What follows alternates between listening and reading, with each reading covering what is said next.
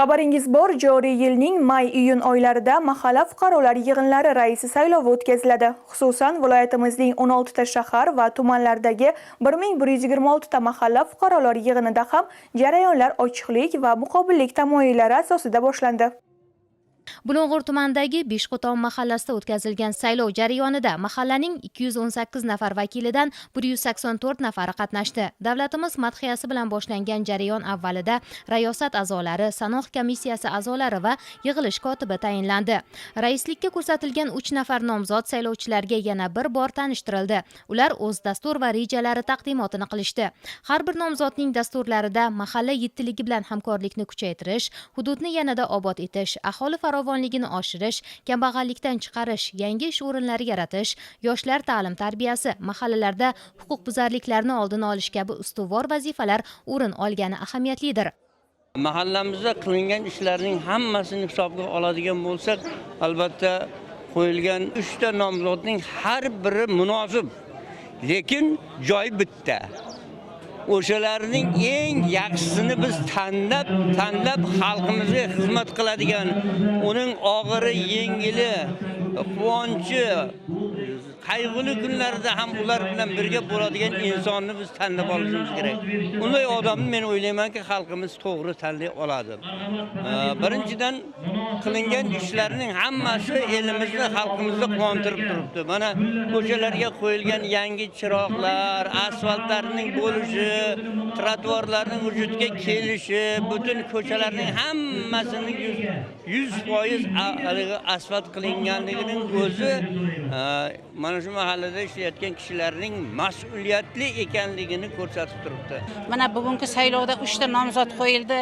Uchalasini ham bolaligidan bilaman men. Chunki shu xo'jalikda ishlab, shu yerda ko'psini bilan birga ishlashganman. Bu uchala nomzoddan ham biz xalq mamnunmiz.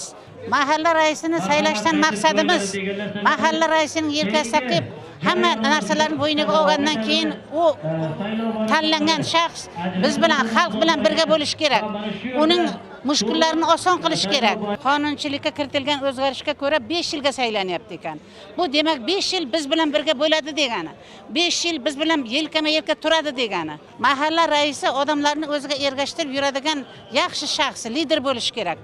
Mahalla a'zolari yashirin ovoz berish orqali o'z fikri va tanlovini erkin ifoda etish imkoniga ega bo'lishdi. Barcha jarayon ochiq va shaffof tarzda tashkil etilib, ovozlar sanoq komissiyasi tomonidan aholi ko'z o'ngida hisoblab chiqildi. Natijalarga ko'ra, so'nggi 3 yilda mahallani boshqarib kelayotgan Xudoyberdi Usmonov saylovchilar ishonchi bilan yana 5 yilga rais etib saylandi.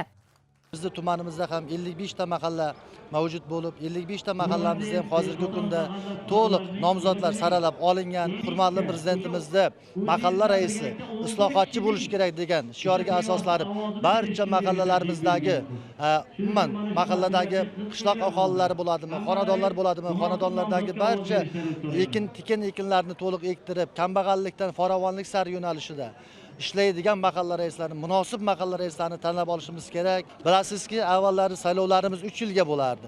Mana hozirgi kunda 5 yilga saylangan mahalla raisi o'sha mahalla bilan birgalikda, aholi bilan, xonadonlar bilan, ko'chaboshilar bilan birgalikda ishlab, islohot qilib, o'sha vazifalarni to'liq bilgan holatda ishlasa, qolaversa, mahallaga chiqib, xonadon-xonadon yurib, aholini muammosi bilan ishlab, aholi bilan birgalikda, hamkorlikda ishlasa, albatta mahallada kambag'allik yo'q bo'ladi. Ishsizlarimiz yo'qoladi. Mahallamizda yana qayta saylov o'tdi. Aholimiz ko'rib turganingizdek ko'tarinki ruhda o'tdi, bayramona o'tdi.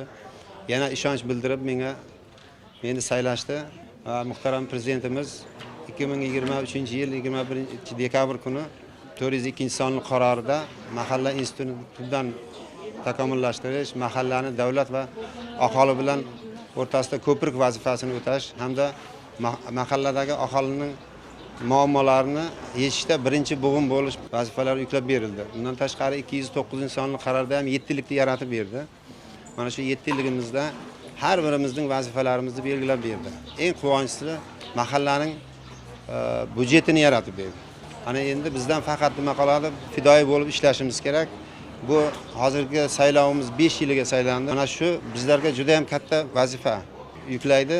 Mana shu vazifalarni bajarishda Sifuril bilan fidoyi bo'lib, 7 yillik bilan bir yoqadan bosh chiqarib mushti bir yerga qo'yib xudo ishlaymiz. Mahallada o'tkazilgan bu saylov nafaqat qonuniy, balki yuksak fuqarolik ongi va siyosiy madaniyat ifodasi ham bo'ldi. Xalqning ishonchi eng oliy baxt. Shu bois saylangan har bir rais endi ushbu ishonchni oqlash, aholi farovonligi va yurt taraqqiyoti uchun mas'uliyatni his etib faoliyat yuritishi lozim.